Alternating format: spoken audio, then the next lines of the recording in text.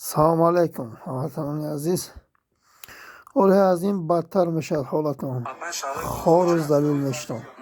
در شهر مسکو قرار داریم در ایرپورت ژوکوفسکی اگر کدام برادران تاجیک بخواهند که به شهر رسیدن که به شهر مسکو بیان ای همه ایرپورت ای همه سمالت زیاده ای 80% هم میگردونن نخریم برید نه کدام سمالتی که میبیان میگردونن این حالا ببینید اینجا دیگه 20 تا کویته باشه 10 تا سوزای 10 تا دیگهش مقصد خور رفتن نمیشوه.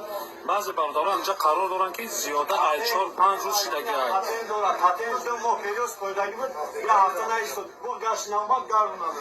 اینا حالا ببینید این دوران هم بردگی رابط نگاش اینا اکام رابط گشت هسپتال هم بعد هسپتال رو شهر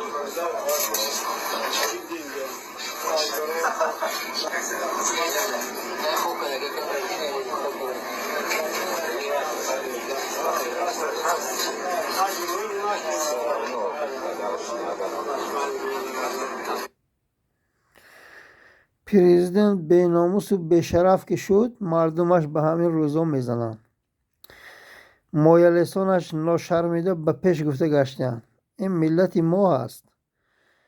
حرامزاده های به شرف میبروین یکسان ناشرمیده خواهین ملت میگوین چرا قهرمان ملت رحمان فی خلق تجاوز کن این مردم را پشتیبانی نمیکند؟ این چی حال این؟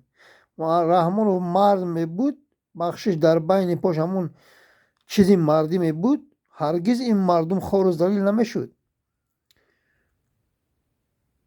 خدا لعنتت کند پدر لعنتی به ناموسی به شرفی دشمنی ملت تاجیک.